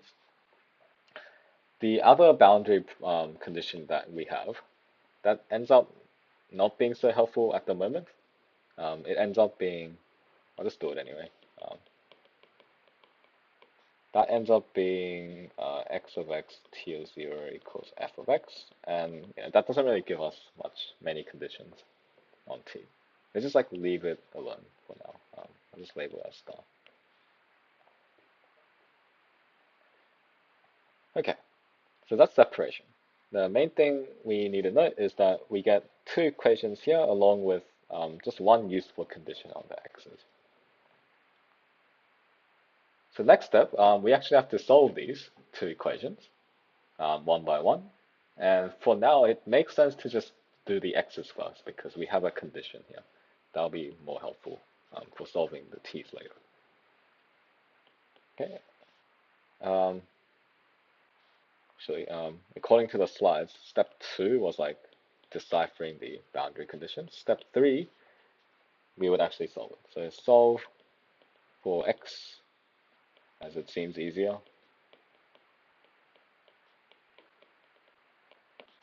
Based on cases. So we need this based on cases of lambda. And here, well, what should those cases be? Let me just write out what we're dealing with. So we have x double dash plus lambda x equals 0, x0 equals x1 equals 0. The cases we should be worried about here would be the usual case. Lambda equals 0, lambda greater than 0, lambda less than 0, because all of those cases, those give us different forms for x. If lambdas, well, let's just deal with them one by one. So case 1, lambda equals 0. So what does that mean? Then the ODE that we're solving is x double dash equals 0. And so just like integrating twice, you'll get something like x equals a plus, or ax plus b for some a and b constants. Okay, well, we can solve this. We have these two conditions here. The x0, well, the condition x0 equals x1 equals 0 implies that, well, what does it imply? Well, x of 0 would just be b, x of 1 would be a plus b, so we have b equals a plus b equals 0. Well, that's just saying, well, that's b equals 0, and since b equals 0, a plus b is also 0, so a is 0. So a equals b equals 0 in this case. What does that mean? Well, that means this is a boring case. We don't have any non-trivial solutions. So there are only, well, actually, so x equals 0 is the only solution. X is the like 0 function. All right. Okay, well, that was boring. Let's try one of the other cases. Case 2. Let's deal with, what did the slides do? Less than 0. Okay. Let's try lambda less than 0. The key trick, well, a common trick actually, for dealing with these cases here is to set these to be equal to or minus k squared. It's like, then since lambda is negative, it's going to be equal to negative of k squared for some k greater than 0. There's always such a k. It turns out that, yeah, it's a bit more convenient for us to deal with it this way. And so, if we assume this, our ODE would be x double dash minus k squared x equals 0. But the thing is, for this one, it's a pretty simple ODE.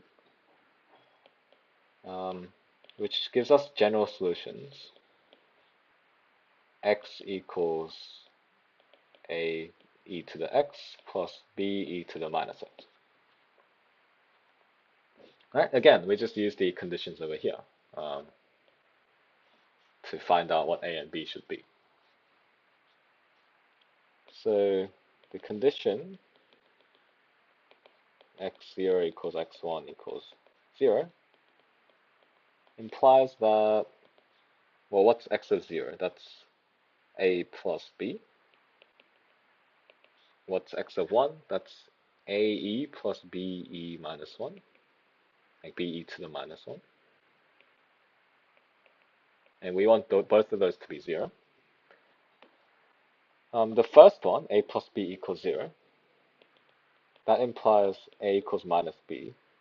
So this, just subbing into the second one here, we get ae minus ae to the minus 1 equals 0, which implies a times e minus e to the minus 1 equals 0. But this is not 0. Just chuck it in your calculator. I think it'll be something close to like 2.3 or something, something like that. But it's definitely not 0. And so a is 0. But since a equals minus b, that means b is 0 as well. So again, well, it was boring again. This case gives us only trivial solutions. So x is a 0 function. That's the only solution.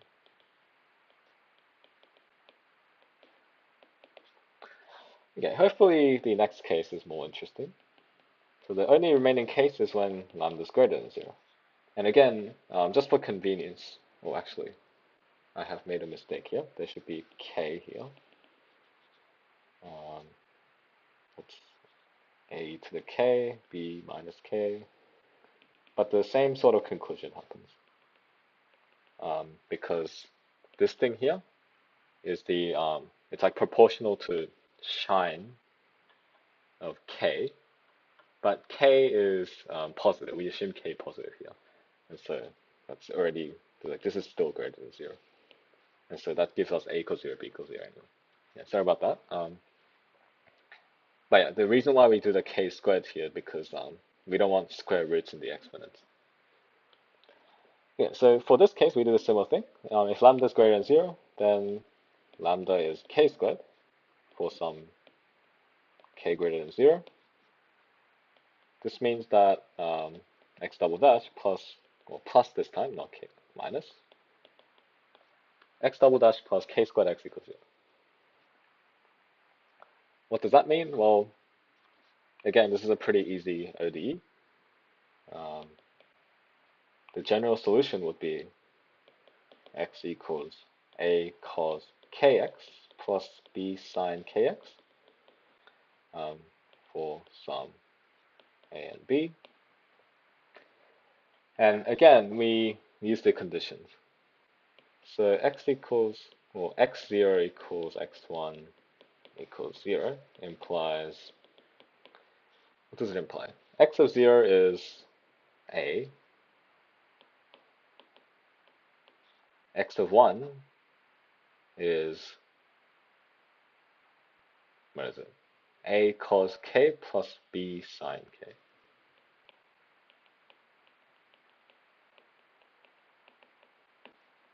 Right, so just based on these two conditions, just subbing in a equals 0 here, that gives us b sine k equals 0. Now, what do we do with this? Well, again, we don't actually want any trivial solutions. Like, we just assume that b is not 0. Because if b is 0, then that gives us a equals b equals 0 again, and that's just super boring. Yeah, so you can instead look at the k here, or the sine k to be more specific. Like, if b is not 0, the only way for this equality to hold is if sine k is 0. But how do you make sine k equal 0? Well, k has to be a multiple of pi, right? And thus, assuming b is not 0, we have k equals, say, n pi, where n is a positive integer because we assumed k is positive. Yeah, hopefully this makes sense because, again, to repeat that, we assume b is not 0 to avoid trivial solutions. That gives us sine k equals 0. The only way for sine of an angle to be 0 is if that angle is a multiple of pi. And that's exactly what this says here. So yeah, we need k to be an integer times pi, a positive integer times pi. And so, if we have this, that means this gives us non-trivial solutions, finally. Gives us non-trivial solutions. And these would have the form x equals b sine n pi x, where n is a positive integer. Okay, and also, since we said lambda is k squared, that means we can just write it in a more specific way now. So lambda is equal to n squared pi squared. The reason why I do this, why we care about the lambda here, is because we'll have to use the same lambda to solve t. Okay, so conclusion here, we have a solution here. Well, many solutions. So now we use, we solve t using using the lambda value we just found. Well, not the lambda value, like the lambda values that we found. Okay, well, what was the equation for t? It was this one. It was a first order ODE actually, which is really easy for us. So t dash plus lambda t equals 0, that was our equation. That gives us, or just subbing in what lambda is, t dash plus n squared pi squared t equals 0, and n can be any positive integer. This is a first order ODE, and hopefully you didn't forget how to do these. This just becomes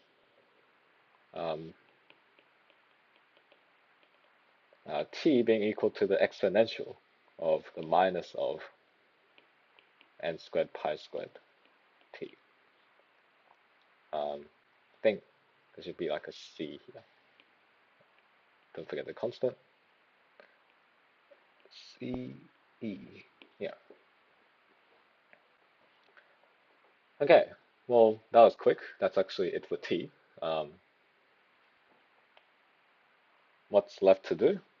Well, we have to use the other condition now. Well, okay, actually, before we do that, so by now, we know that u must have this form. So like u of xt, it's going to be, well, what did we assume? We assumed that was x of x times t of t. That's b sine n pi x times e to the, bc, I guess. E to the minus n squared pi squared t.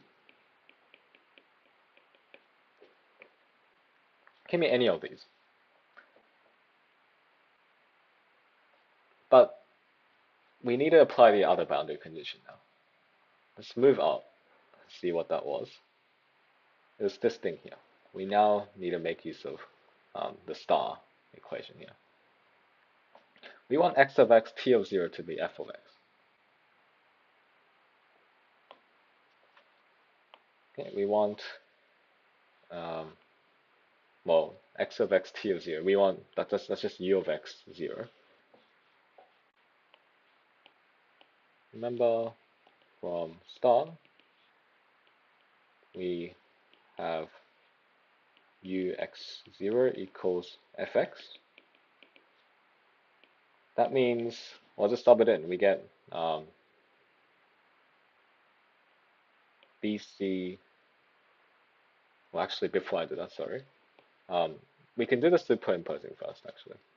So we know this is a possible solution for every integer z, every integer n. Since these were kind of homogeneous like solutions, we can just like add them all up. Like this is we just like maybe I should put an n over here to be clear. We're going to have a bunch of constants for each of these functions, like each n value. And so we can kind of generalize this, or like add them all up. The final solution becomes u of xt is the infinite sum of like over all positive integers. The BCs, there can be like a constant for each of these n's.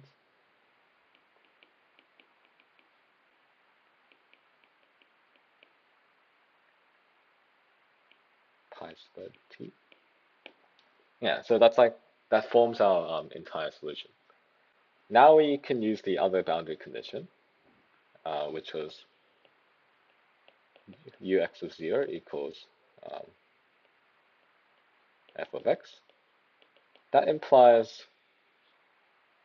f of x equals the infinite sum over all positive integers a n sine n pi x e to the minus n squared pi squared times 0. That's just 1. So that's what we get. And hopefully this looks a bit familiar to you. The ANs, what this is saying, the ANs must be like the Fourier sine coefficients on like the interval 0, 1. So it's like the half range one. And that way, we get like, if we knew the actual function f that we're dealing with, we would be able to find these ANs, and which would give us like a solution here, just like something all those ANs. But we don't have that f here, so we just stop here. The solution is this, where the ANs are the Fourier sine coefficients, or half-range Fourier sine coefficients on 0, 1. Okay, so yeah, hopefully I didn't botch that up too badly. Yeah, so yeah, that's the end of that question. Yeah, we eventually get this, and yeah, we just the ANs just the Fourier sine series of f. Okay.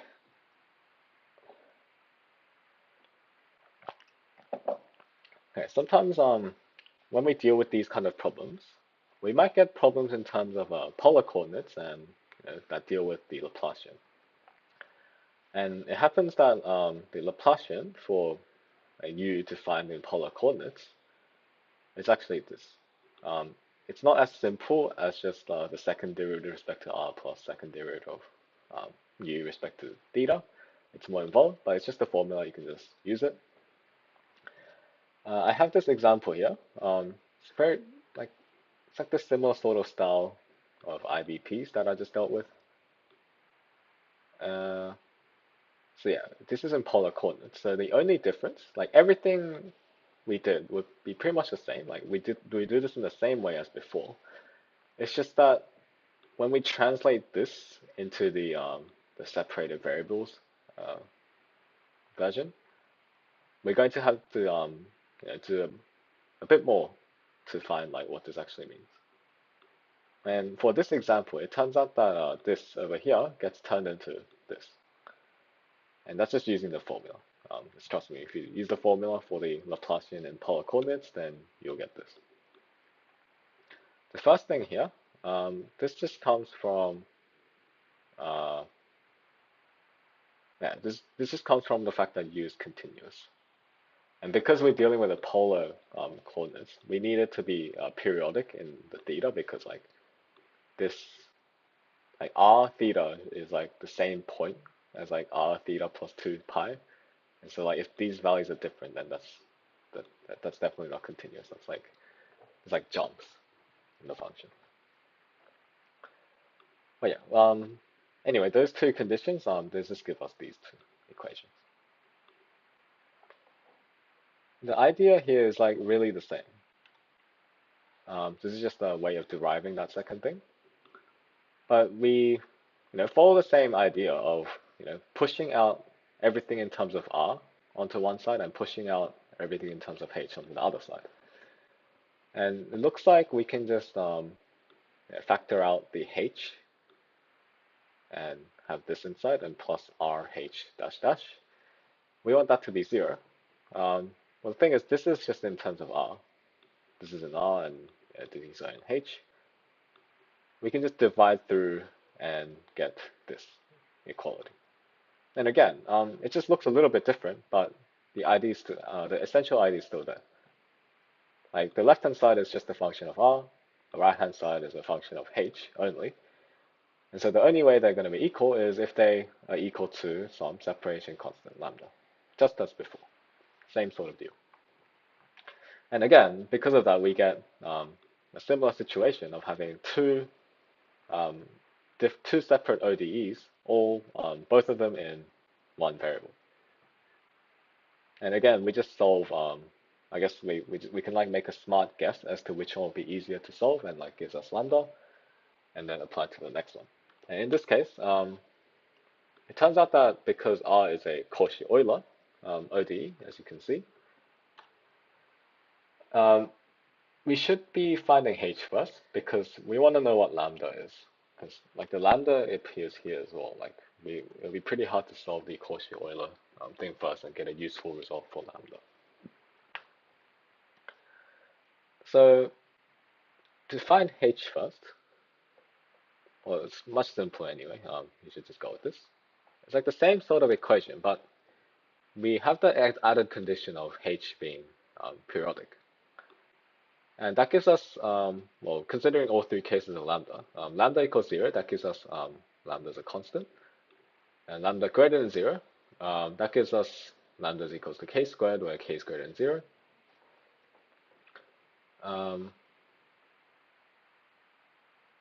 That would give us, like, this is actually the exact same problem we were dealing with before. Like, that gives us like some combination of sine and causes, which is definitely periodic. The case that we can definitely rule out is lambda equals minus k squared, because if we do that, then h of theta becomes this equation with a bunch of exponentials, and that's definitely not 2 pi periodic. And so we get this for non-negative integers k this time, not just for positive integers, because we want to combine the second case here with the first case. So if k is 0, we get that h of theta is a constant, which is the first case. Yeah. And also, because h is 2 pi periodic, that translates to k being an integer. Because if it wasn't an integer, like if it was like, say, like half, then it won't be 2 pi periodic, it'll be like 4 pi periodic. It's not good for us. If we have any integer, then like it's always going to be looking the same in like every 2 pi interval. It's just like faster, like higher frequency. And so we have, in summary, h of theta is a cos k theta plus b sine k theta, and lambda is k squared for k and natural number, so I include 0. And so given that, we know the lambdas sort of, so we just use that to solve for the equation in R. And this was the equation we had. This is a Cauchy-Euler ODE with an indices equation of this form. Just read up the coefficients. And this, well, the n just cancels out with like the -1 here. We get n squared minus k squared equals 0, which gives us n equals plus minus k. And so if k is not 0, that means we don't have a double root, and we get a solution of this form. And if k equals 0, we have to add this ln r term, and we get c plus d ln r for some constants c and d. The thing is, we need r to be bounded at 0. Where did that come from? Well, it's part of the problem, I think. Actually,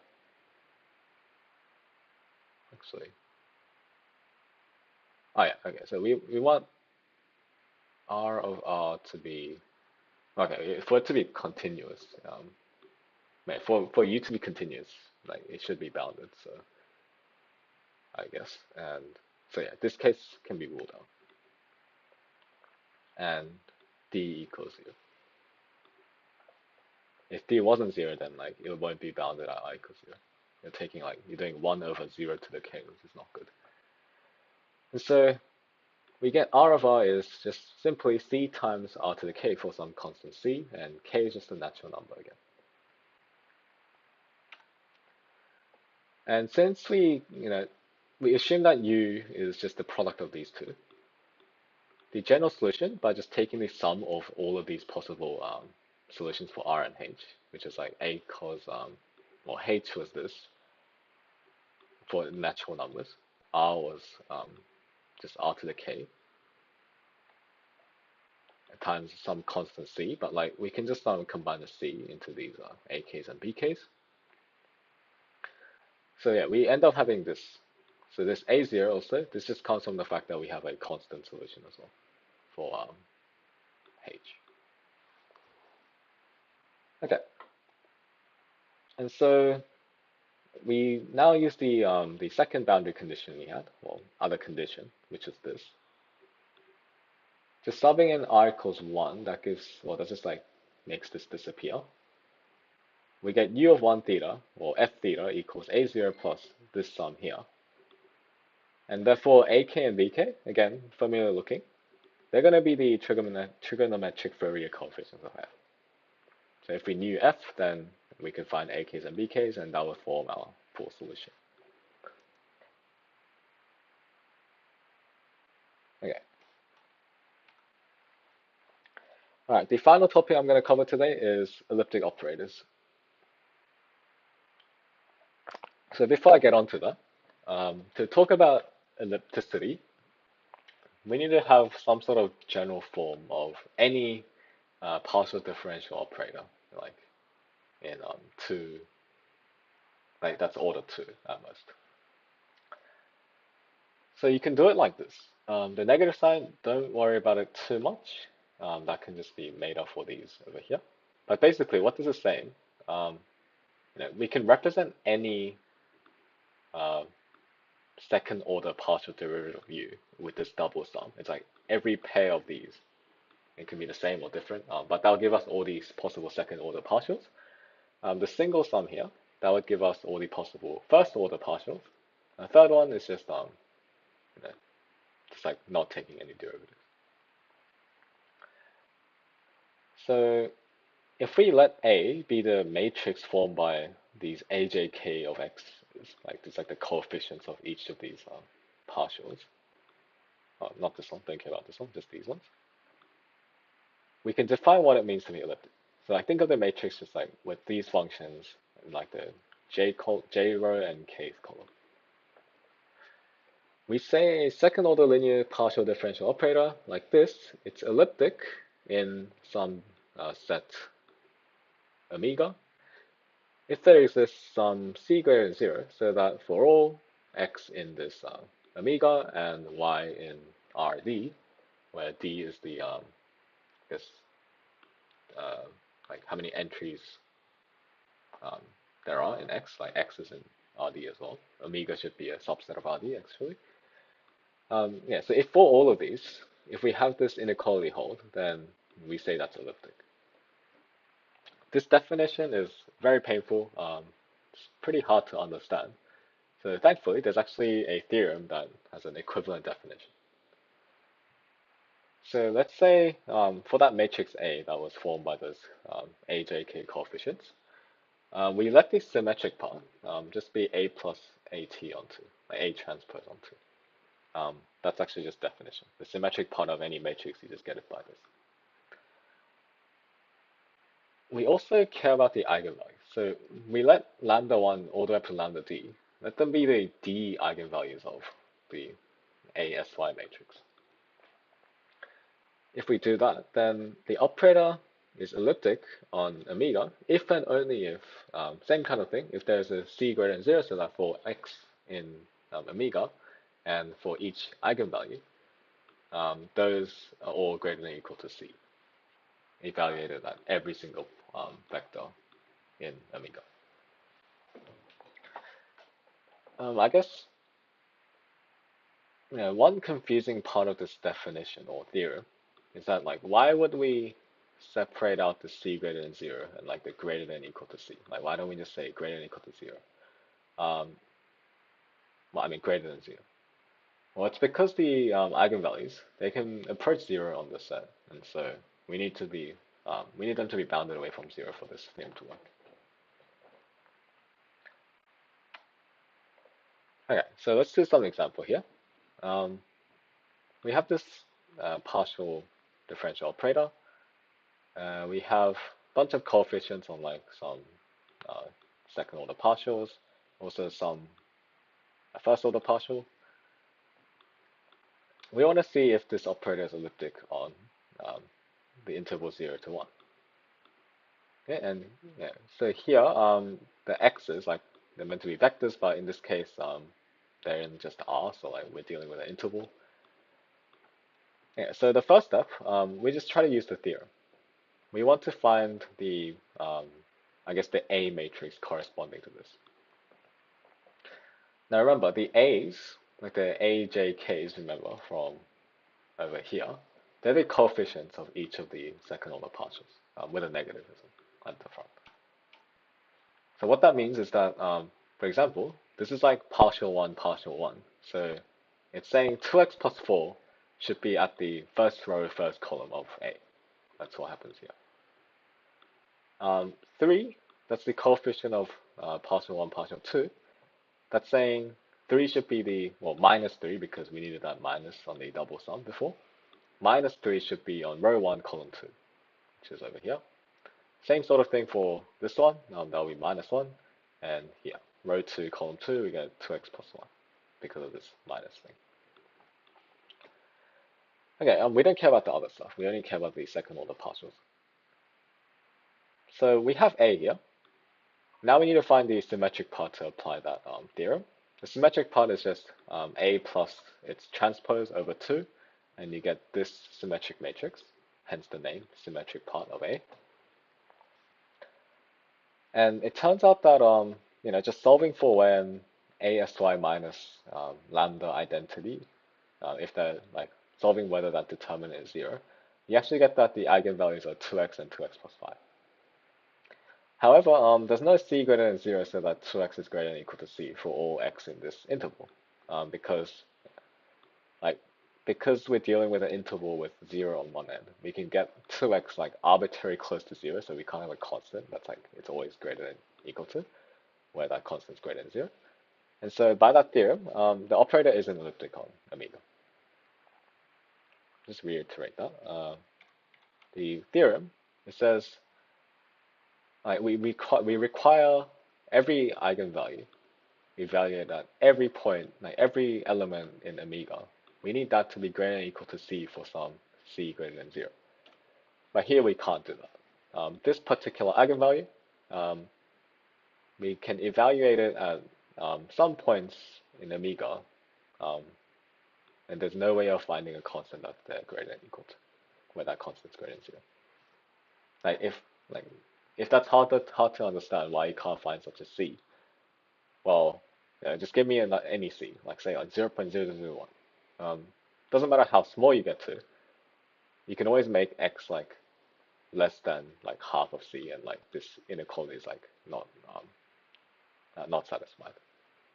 And so it's not elliptic on this interval.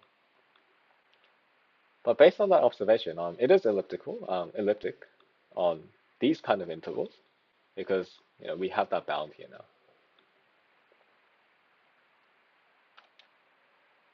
Okay, let's talk about elliptic eigenproblems now. For elliptic eigenproblems, in this course, you don't actually need to know it in too much detail. I'll just be going through solving a example problem.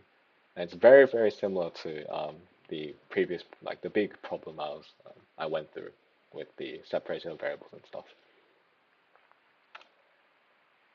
Okay, so let omega be this square, I guess, the unit square, and let just define a boundary value, or IBP kind of, or it's not actually an IBP, it's an elliptic eigenproblem. And the reason why it's called that is because of this here. If you move it to the other side, it's like you're trying to solve for all functions where the Laplacian of that function is equal to constant times function, which is like sort of similar to eigenvectors and eigenvalues in linear algebra. But yeah, let's try to do this. So yeah, again, we just apply that same idea of separating the variables. We assume U has this form, and we let P be the separation constant. Like we know how this goes. If we just expand this, well, not, I mean not expand this, like replace the U's with these, we eventually just get this. We get x double dash plus px equals 0, and y double dash plus lambda minus py equals 0 as well. And we get these two conditions as well. That'll be helpful for finding the p's and the lambdas.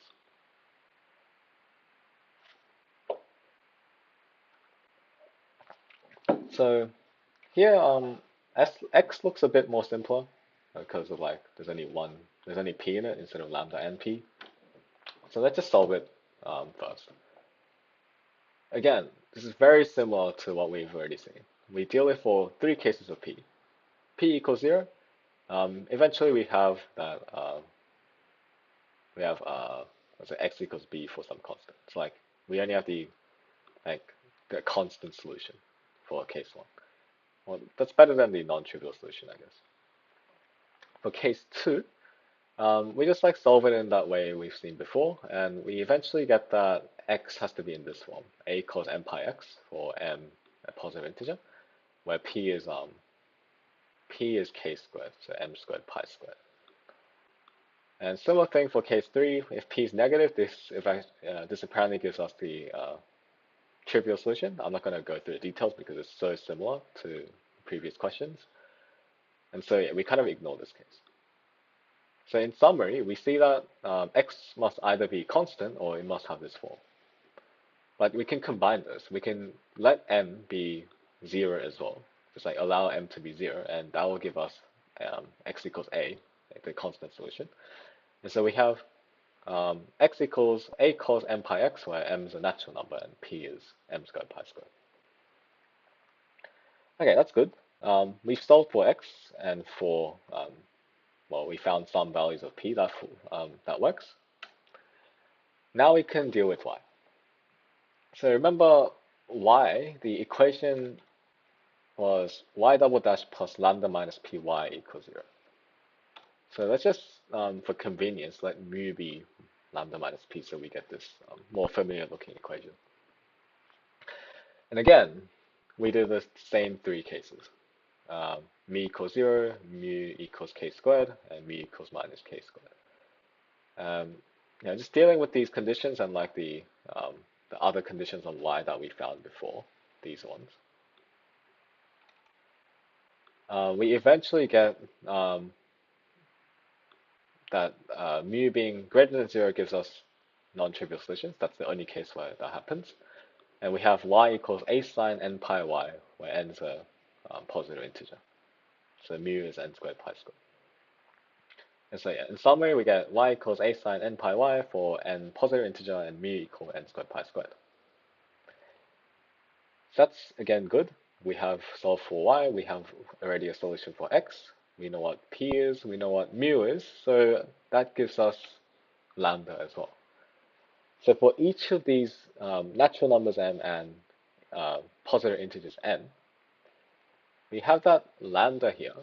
It's going to be mu plus p, which is n squared pi squared plus m squared pi squared. And so we have, we can just like have this notation, like the mnth eigenvalue is m squared plus n squared pi squared. And so, and the corresponding eigenfunctions, they're just the solutions that we found just multiplied together because we assumed u was the product of x and y. Remember, x was something times cos m pi y was something times n pi y, and so just multiplying those, we get the corresponding eigenfunctions as these. And superimposing these functions, so like basically taking a double sum, where the first sum is like over the natural numbers m and positive integers n, with like a constant, say a m n. We just like pretty hard to visualize. Like we'll get something like u of xt is the double sum natural numbers m, positive integers n, some constants times the eigenfunction. What is it? Cos m pi x sine n pi x. Yeah, so that will be the general solution. Okay, that's it for 2221. That's part 2 done. So yeah, hopefully you found that useful. But yeah, I guess, yeah, good luck for your exams, and bye.